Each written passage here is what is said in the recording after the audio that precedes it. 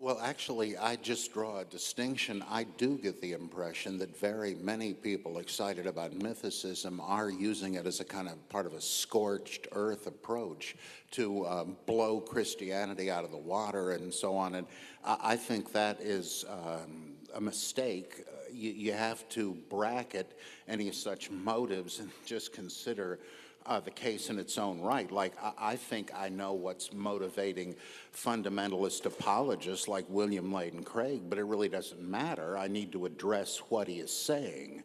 And so I suspect an awful lot of mythicists are motivated, but I'm not that way, but I'm not a mind reader. And I always like to point out that there could be a God, but no historical Jesus. There could have been a historical Jesus, and yet there is no God. These questions have to be kept separate. And if depending on how one defines the humanist agenda, I'm not so sure I'm promoting it. There's no denying that the mythicist position isn't considered serious scholarship generally by serious scholars. And so my question for Dr. Price is, why do you think that's the case?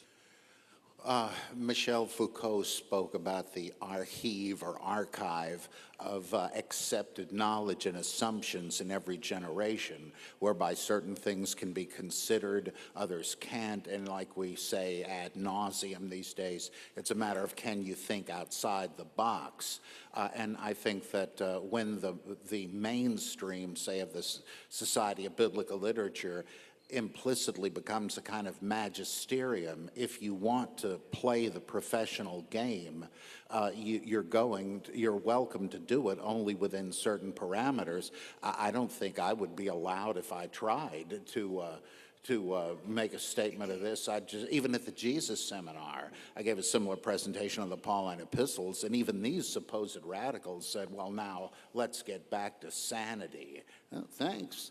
It's just like certain things are unthinkable, I think, and I don't care how many people think this or that. I want to hear the arguments, but I think that's kind of the way it is. You have to play the game that people are playing, and I don't blame them, because the kind of interaction they want to have is there's certain rules to a game. Like, for instance, the Paul thing, here it's difficult for me to get into that because I go along with the Dutch radicals of the 19th century that Paul wrote none of the epistles attributed to him. Well, that puts such a gulf between us, and I think the Gospels are written in the 2nd century.